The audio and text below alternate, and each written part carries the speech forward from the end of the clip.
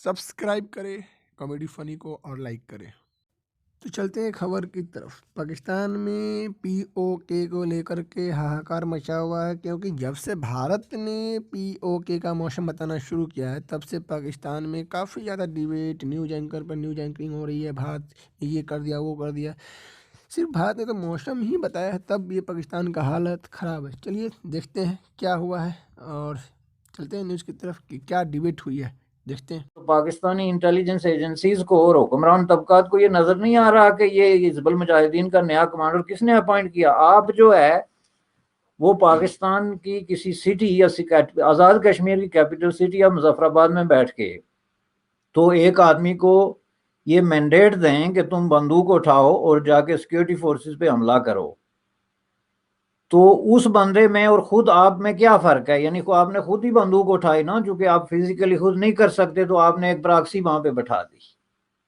वो प्रॉक्सी जो है उसका हेड आपके दारुल हुकूमत में बैठा हुआ है। एंड डोंट टेल मी कि सैयद सलाहुद्दीन वहां बैठा हुआ है, इजलास करता है, मिलिटेंसी को कंट्रोल कर रहा है, टेररिज्म लेट मी से को कंट्रोल कर रहा है और पाकिस्तान की मर्जी के बगैर कर रहा है। एक ऐसे मौके पे कि जब इंटरनेशनल कम्युनिटी ने भी उसको जो है वो टेररिस्ट डिक्लेयर किया और उसकी तंजीम को बैन किया, और ये सारी सिचुएशन है। तो इन हालात में क्या आप मुझे बता सकते हैं कि पाकिस्तान में कोई सैन माइंड मौजूद है जो मसला कश्मीर के हवाले से अपने आप को डिफेंड करे।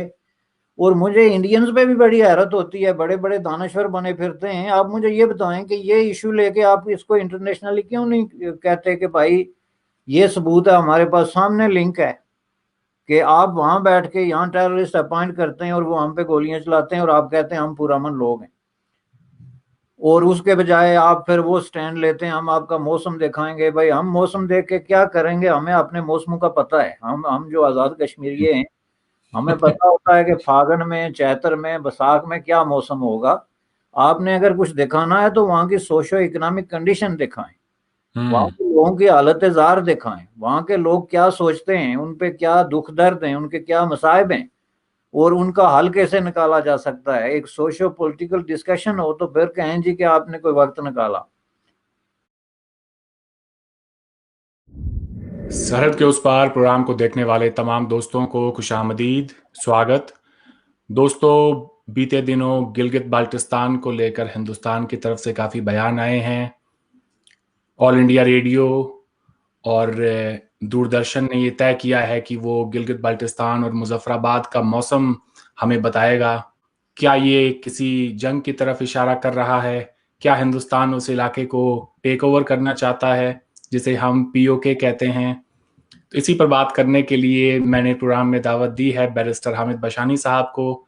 आपका प्रोग्राम में खैर मकदम है बशानी साहब। थैंक यू जनाब, बहुत बहुत शुक्रिया आपका। आपने भी जम्मू कश्मीर के मौसम का हाल मुमकिन है सुना हो कभी पाकिस्तान में बैठकर, या आप फिर समझते हैं कि आने वाले दिनों में या महीनों में इस खित्ते के अंदर कोई बड़ी तब्दीली आ सकती है, या फिर ये सिर्फ अफवाहें हैं? बड़ा कॉम्प्लेक्स किस्म का सवाल है जनाब, और इसके लिए तजिए से ज़्यादा जो है वो वजदान जिसको कहते हैं ना, आपका इंस्टिंक्ट, उसको यूज़ करना पड़ेगा। वो बात ये है कि इसमें दो तीन पहलू हैं इसके बड़े इम्पॉर्टेंट हैं, जो क्योंकि बड़े पैमाने पे मीडिया में ये एक बड़ी पॉपुलर डिस्कशन है इस वक्त, और खुसूसन गिलगित बल्तिस्तान का लफ्ज़ एक बड़ी चीज़ के तौर पे उभर रहा है, एक इम्पॉर्टेंट जो अलार्मिंग नाम के तौर पे उभर रहा है। तो ये आपने बड़ा बर वक्त इस पे ये प्रोग्राम किया है। मैं समझता हूँ कि इसके आपने जो मुख्तलिफ वो किए, इसके मुख्तलिफ पहलू हैं और चीन उनमें से एक है। मुख्तलिफ पहलू से मुराद के देयर आर डिफरेंट फैक्टर्स, और चीन उनमें से एक फैक्टर है।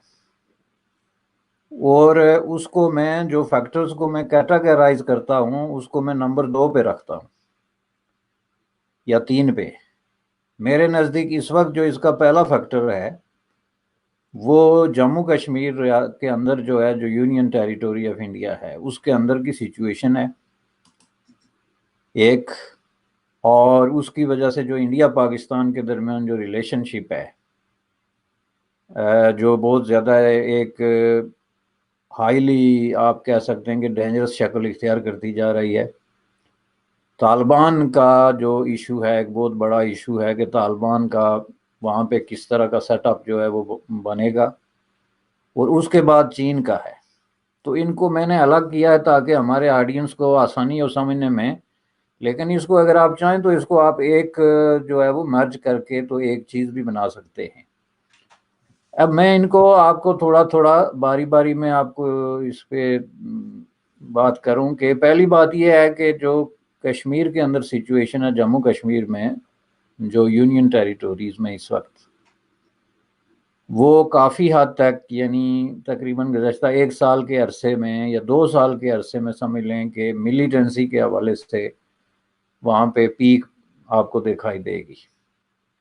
اور جیسا کہ آپ نے بھی دیکھا ہوگا کہ ابھی حال ہی میں حزب المجاہدین کا جو کمانڈر ہے وہ وہاں پہ مارا گیا، اور اس کا ایک اور ساتھی، اور بیسیکلی گزشتہ 1 مہینے کے دوران تقریباً 25 سے 30 کے قریب جو ہے وہ ملیٹنٹ مارے گئے، جن کا تعلق جو ہے وہ ساری ناؤن قسم کی جو فنڈامنٹلسٹ ٹیررسٹ آرگنائزیشنز ہیں ان کے ساتھ جڑتا ہے۔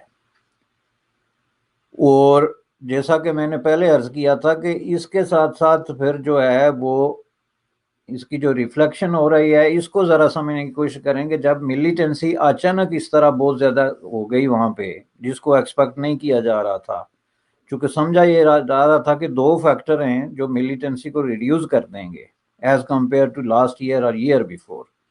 ایک فیکٹر جو ہے وہ لاک ڈاؤن ہے کشمیر کے اندر، جو کہ پولیٹیکل ریزنز کی وجہ سے جو 370-35 کو لے کے شروع ہوا تھا، اوپر سے کرونا کا لاک ڈاؤن ہے، اور ڈیفینیٹلی اکراس دی بارڈر جو ہے بھی یہی سمجھا جا رہا تھا کہ یہ کرونا جیسی ہنگامی صورتحال جو پیدا ہو گئی ہے اور جس کے بطن سے کوئی بہت ہی خوفناک قسم کی ایک صورتحال جنم بھی لے سکتی ہے، یعنی آج کرونا ایک بیماری ہے، کل یہ ایک آفت اور ایک بھوک ننگ اور ایون سیول وار اور اس طرح کے چیلنجز اس کے اندر موجود ہیں اگر غور سے دیکھا جائے۔ تو ان حالات کو سامنے رکھ کے تو ایک لاجیکل مائنڈ یہ کنکلوڈ کرتا کہ جی وہاں پہ ملیٹنسی کو ایٹ لیسٹ 50% ریڈیوز ہونا چاہیے تھا، لیکن وہ 50% بڑی ہے۔ اور اس کے ساتھ ساتھ وہاں پہ جو ہے وہ بارڈر میں جو کراس بارڈر فائرنگ ہے اس میں بھی بہت بڑا اضافہ ہوا ہے، اگر کچھ بھی نہیں تو 30% سے زیادہ جو ہے وہ اس میں اضافہ ہوا ہے، وہ انٹینسیفائی ہوئی ہے، جس کا جو ہے وہ ایکسپلینیشن یہ آ رہی ہے کہ چونکہ ملیٹنسی کی موومنٹ جو ہے وہ بڑی ہے، اور جو انٹیلیجنس ایجنسیز ہیں ان کی اطلاع یہ ہے اور ریسرچر وغیرہ کہ پاکستان میں اس وقت جو ہے وہ 200 سے 250 تک جو جن کو آپ کہہ سکتے ہیں جو ملیٹنٹ ہیں وہ آزاد کشمیر کے اندر یا پاکستان کے اندر تیار بیٹھے ہیں، جنہوں نے سنیک ان ہونا ہے، جو کہ اندرونی اطلاعات وہاں سے آ رہی ہیں۔ تو اس کا مطلب یہ ہے کہ اس حساب سے پھر جو بارڈر پہ سیکیورٹی فورسز ہیں وہ بھی ہائی الرٹ ہیں، اور اسی حساب سے پھر وہ کہتے ہیں کہ ان کو روکنے کے لیے ہم نے جو ہے یہ فائرنگ کا تبادلہ ہو رہا ہے۔ اب یہ جو سچویشن ہے نا، this is like a war like situation, کہ ایک طرف تو ملیٹنٹ جو ہیں وہ سیکیورٹی فورسز پہ حملے کر رہے ہیں، اور آپ نے دیکھا کہ high ranking officers after long time جو ہے ان کی وہ وکٹم ہوئے ہیں، اور اسی طرح دوسری طرف جو ہے وہ فائرنگ بھی اس طریقے سے بڑھ رہی ہے۔ تو یہ ایک وار لائک سچویشن ہی ہو گئی نا، کہ ایک طرف پراکسی وار ہے جو اپنے عروج پہ ہے، اور دوسری طرف جو ریگولر فورسز ہیں وہ آئی بال ٹو آئی بال نہ صرف کھڑی ہیں بلکہ فائرنگ کا تبادلہ کر رہی ہیں۔ سو دس از بگننگ جو ہے of a kind of a situation جس کو آپ وار کی طرف سچویشن لے جا سکتے ہیں۔ اب ان حالات میں ظاہر ہے کہ پاکستان، آپ کو ذرا انڈیا کی اس چیز کو سمجھنے کی کوشش کریں کہ انہوں نے یہ موسم کی بات کیوں کی تھی، کہ دیکھیں موسم وہ پہلے بھی یہ دکھاتے رہے مظفر آباد وغیرہ کا، فرق صرف اتنا ہے کہ اس کو انہوں نے جو ہے وہ ریجنل نیٹ ورک پہ دکھانا شروع کیا، پہلے دوسرے طریقے سے دکھاتے تھے، یہ کوئی بڑی بات نہیں، لیکن ڈیفینیٹلی انڈیا کا پوسچر جو ہے جو پاکستانی زیر انتظام علاقے ہیں ان کی طرف بہت زیادہ ایگریسو ہوا ہے ایز کمپیئر ٹو پاسٹ، جس میں کوئی نئی بات اس لیے نہیں کہ مودی صاحب کے الیکٹ ہونے کی سیکنڈ ٹرم کے بعد یہ آہستہ آہستہ ایگریسو پوسچر جو ہے وہ بڑھتا جا رہا تھا۔